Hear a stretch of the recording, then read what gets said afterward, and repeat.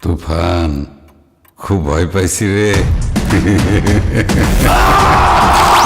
Coffee ও remake বলা বাদ দিয়ে পজিটিভ চিন্তা আনি সবাই। পজিটিভ না হলে ভালো জিনিসের কদর থাকে না। বাংলায় এমন সিনেমা সত্যি খুশি হবার মতো। রায়হান রাফির উপরে যে আশাটা রেখেছিলাম পুরোটাই মনে হয় পূরণ করে দিবে। এমন কোয়ালিটি কন্টেন্ট আমাদের দেশে বড়ই প্রয়োজন। নিজের দেশের মুভি নিয়ে আজকে গর্ব হচ্ছে। এটা কোনো টিজার ছিল না, এটা ছিল একটা বোম। আমাদের দেশেও গ্যাংস্টার টাইপ মুভি হচ্ছে, গর্ব করতেই পারি। এই প্রথম কোনো বাংলা মুভি যেটার প্রশংসায় হিটার্সরা সহ মাঠে নেমেছে। অনেকে বলছে তুফান হবে বাংলাদেশের বেস্ট অ্যাকশন মুভি। তুফান ইতিহাস তৈরি করবে। দর্শক আবার 90 দশকের সেই সোনালি দিনে ফিরে যাবে।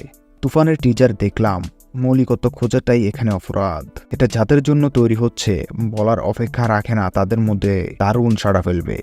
সব রসদই আছে তরুণ এবং লাউড সিনেমা পছন্দ করা দর্শকদের জন্য। সিনেমায় সাধু ভাষায় ডায়লগবাজি, মাফিয়াগিরি, একতরফা হিরোইজম এবং ব্রুটাল জিনিসপাতি এখন তরুণ প্রজন্ম খুব গ্রহণ করছে। তাদের জন্য তুফান অবশ্যই মারদাঙ্গা টাইপ উপভোগ্য হবে বোঝা যাচ্ছে। আর এখন পর্যন্ত পৈশাচিক ও নৃশংস দৃশ্যায়নের নির্মাণে রায়হান রাফি তো আমাদের সন্দীপরেডি বাঙ্গা হওয়ার পথেই আছেন।